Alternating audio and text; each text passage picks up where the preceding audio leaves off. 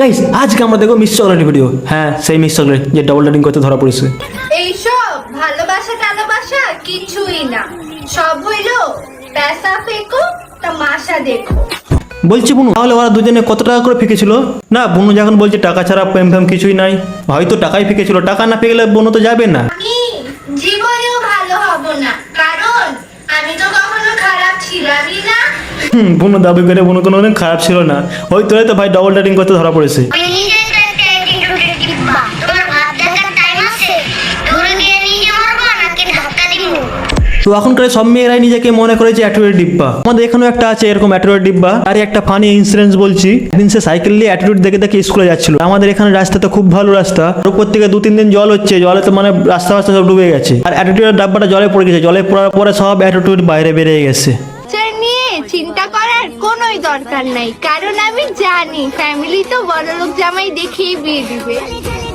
হ্যাঁ মেয়েরা ভাই ফিউচার নিজেরা দেখে না, কারণ তারা তো জানে বাড়ির লোক একটা টাকলা সরকারি চাকরির লোক ঠিক এনেই দিবে।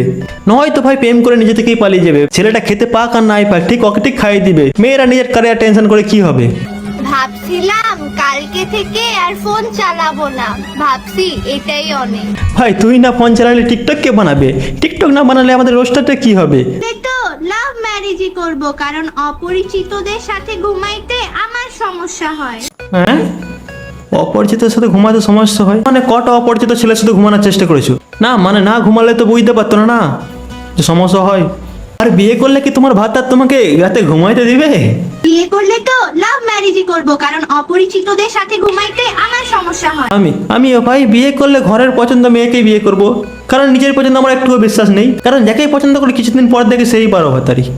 তখন থেকে রায়হান মিথ্যা কথা বলা শুরু করছে যে আমি নাকি ওর সাথে রিলেশন করছি, মর্মর সাথে রিলেশন করছি, বাট এইটা সম্পূর্ণ মিথ্যা কথা।